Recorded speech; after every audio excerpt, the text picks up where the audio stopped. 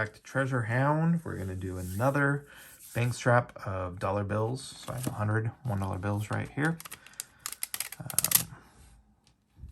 They split them into packs of 20 for me for whatever reason. But let's get started. Building up my rubber band collection here. Let me see, how am I going to do this? I guess we'll just do it this way. So what I'm looking for are star notes, fancy serial numbers, and web notes. A star note is when there is a printing error and they will replace the note.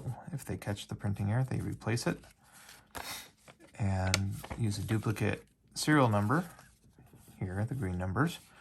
The duplicate note, though, because they don't want two with the same serial number, they drop the last letter on the number and replace it with a star.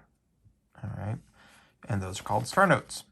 You go to mycurrencycollection.com to look them up, and that'll tell you the value of them. It's almost an interesting number. That'll tell you the value. I'm sorry, strike that. It'll tell you the rarity, and from that, you can kind of guesstimate a potential value on it. The less rare, the less valuable. The more rare, the potential for more value. There is no set value, per se, on any of it. Yuck. But it's the old adage of it's worth whatever someone's willing to pay for it. Oh, someone was coloring this, it looks like. Yeah, got the eagle there. So you can put it up on eBay, ask anything you want for it, and see what people will pay for it. If it's a really rare one, you can probably expect for a dollar bill, probably right around anywhere from $20 to $50, depending on what it is and if the number's fancy or not. Which is pretty darn good, considering it only cost you $1. It didn't even cost you $1, considering it's only face value of $1. I feel like I'm rambling, sorry. So that's star notes. Fancy serial numbers or anything that, two numbers or only 3 different kind of numbers, low numbers, high numbers, repeater numbers, birthday numbers, anything unusual about the numbers is considered what they call a fancy. So there's 3 5s in a row. That's interesting. Not really eBay worthy, but yeah, interesting. So those are fancy serial numbers. Also really high numbers or low numbers. This reminds me because it's kind of low, but not terribly low.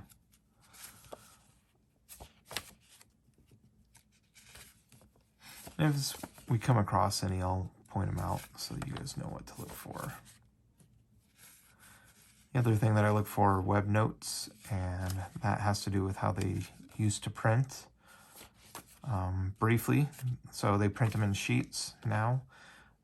And prior to the 80s, they did them in sheets. I forgot which series it is. Is it 84? I can't remember.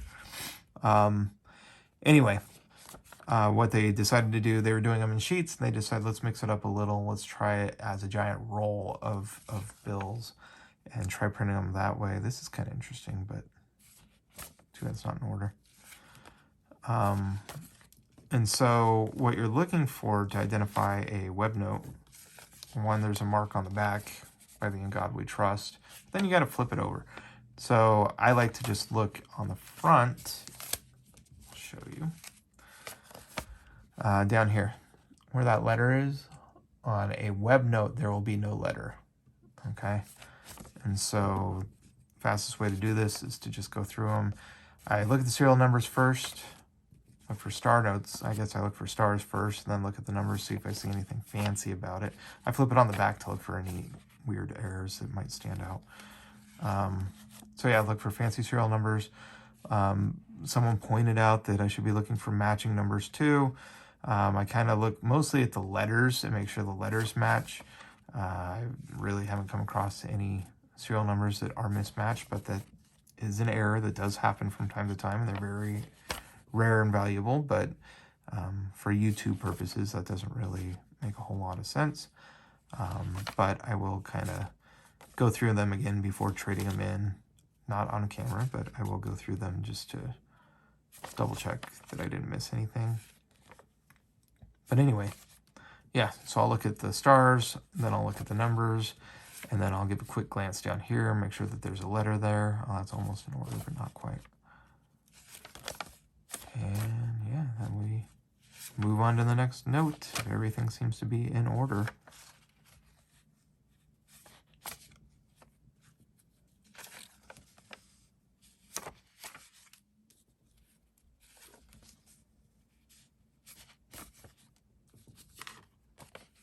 You guys notice any? Someone pointed out that I missed a trinary a couple videos back, and they were right. I went right through it, didn't notice it.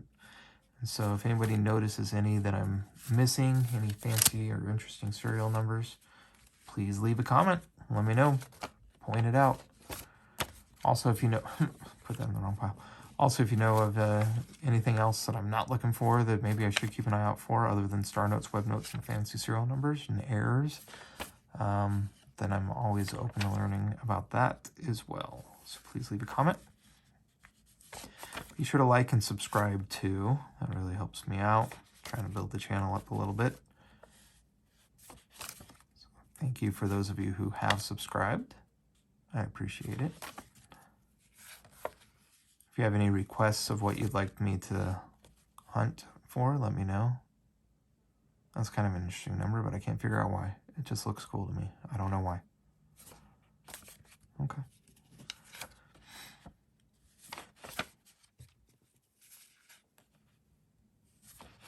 I do 1s and 20s mostly, but I do occasionally do 5s and 10s. I think I'm going to start doing more $10 bills. I feel like those are less used. Like 20s are very common because they're in ATMs. 1s are very, very common because they're just 1s. So consequently, I feel like the condition of them tends to get a little worn. But 10s seem to be underused. So I have a theory that 10s might be in better condition and are probably less likely hunted through for star notes and fancy serial numbers and errors. Maybe I'll do a $10 video again soon.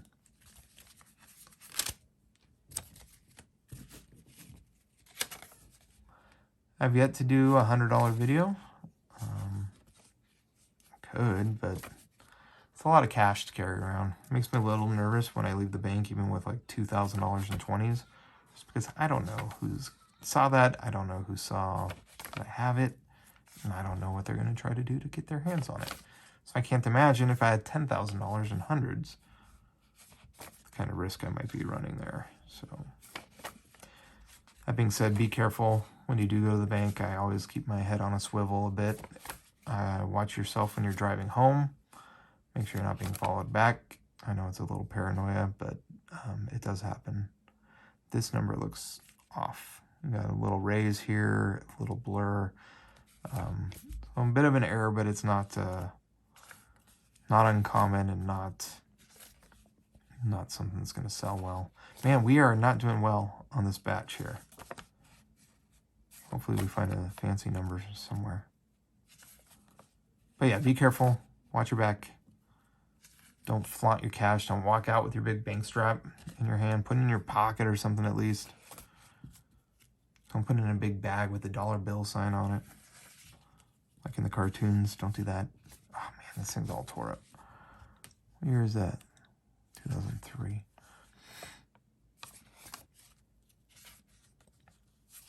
As soon as you get in your car, lock the doors. You know, just take precautions.